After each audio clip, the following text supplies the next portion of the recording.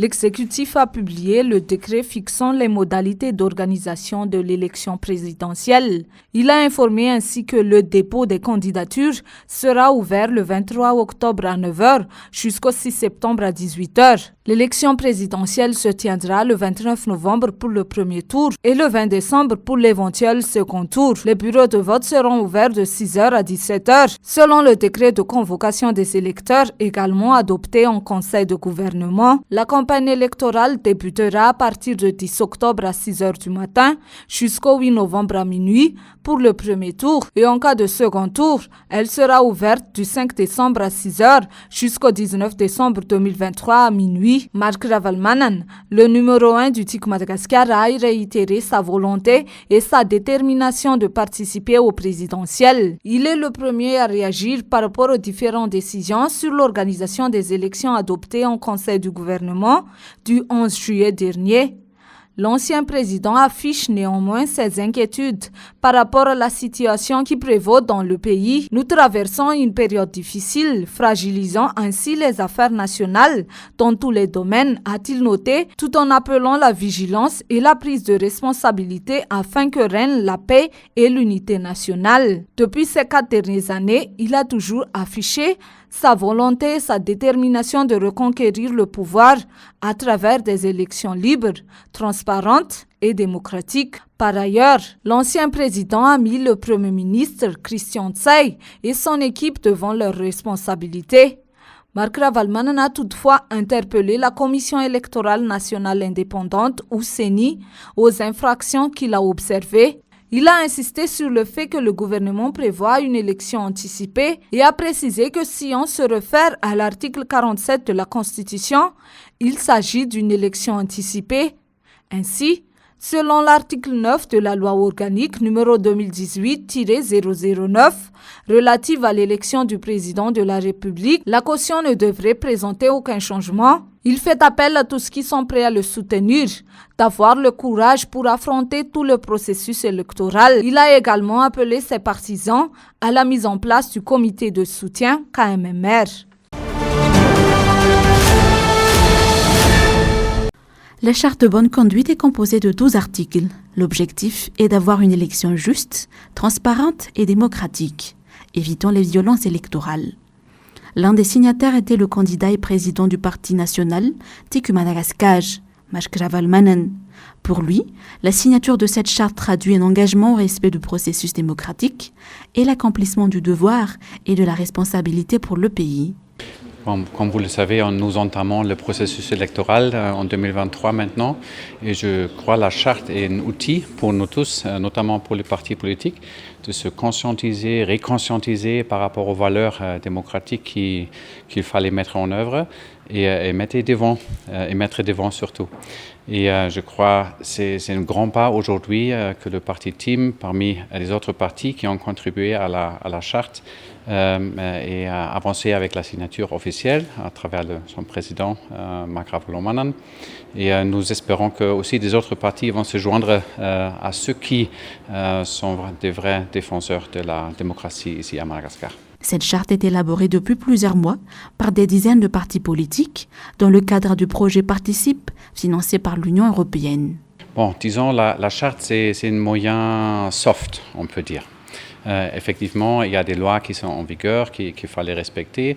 Je crois que la charte remet devant quelques aspects qui sont déjà inscrits dans la loi, effectivement. Et c'est à nous tous, je crois, de voir si la charte est respectée en belle et due forme. Évidemment, il n'y a pas un mécanisme de sanction dur, je veux dire, mais c'est important de se déclarer défenseur de la démocratie ici à Madagascar. Autour du parti TIC Madagascar, le parti PSD dirigé par Helena Bezas a également signé cette charte. Dans un message publié jeudi, suite au calendrier électoral entériné par le gouvernement, l'ambassade américaine à Madagascar réaffirme son engagement à soutenir le processus électoral et prévoit de rencontrer les acteurs politiques malagasy. Cependant, comme l'Allemagne, la France et l'Union européenne, tous réclament une élection transparente, juste et équitable afin de réinstaurer la démocratie. Pour l'instant, Le soutien des États-Unis aux élections malagasy n'est pas encore dévoilé. Il en est de même de la forme que prendront les rencontres avec les différents acteurs politiques. D'après le décret de convocation des électeurs, adopté et publié par le gouvernement mardi, le premier tour de la présidentielle se tiendra le 9 novembre prochain et l'éventuel second tour serait le 20 décembre. Mauvaise gestion, détournement de deniers publics, exportation illégale des ressources naturelles, violation des lois, pour ne citer que cela, des faits importants marquant le régime Radziwiłł, des comportements indignes d'une nation. Vers une fin absolue du régime, le TGV a rapidement appauvri la population. Selon les informations qui circulent, des tentatives d'évasion seraient en gestation. Des membres du gouvernement se préparent pour une fuite en laissant le pays dans un état dévasté. Il n'est pas surprenant qu'il y ait des plans pareils, a déclaré le député de Madagascar, Fetaralamzaf Mbouloul. Si ce gouvernement a fait ce qu'il fallait faire, une bonne conduite et un esprit pour libérer le pays de la pauvreté, il ne devrait pas penser à s'enfuir, mais laisser le tribunal faire son travail, a-t-il précisé.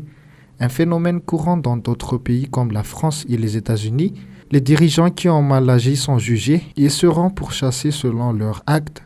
Le député de Madagascar, Fetaralamzaf Mbouloul, appelle ainsi à ce que justice soit faite sur les dirigeants corrompus.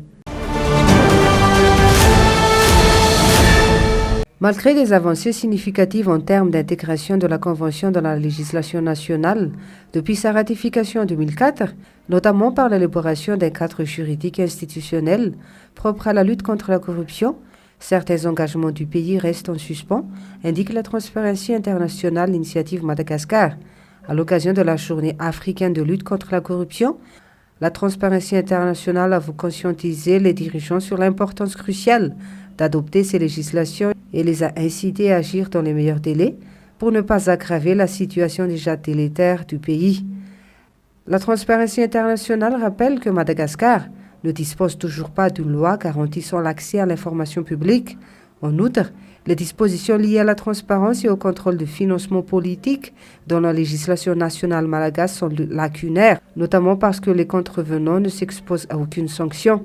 Sans l'obligation légale de divulguer les sources de financement politique et sans le plafonnement des dépenses de campagne, les élections malagasy de 2023 risquent encore d'être capturées par des flux financiers douteux et inéquitables, sans égalité de chance entre les candidats, estime encore Transparency International Initiative Madagascar.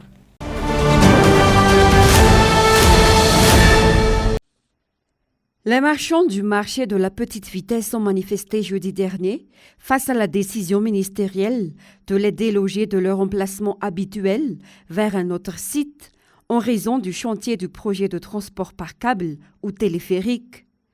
Nous ne refusons pas le projet téléphérique, mais nous nous opposons au déplacement des marchands car les solutions proposées par les responsables ministériels et municipaux nous portent préjudice, réitèrent les marchands.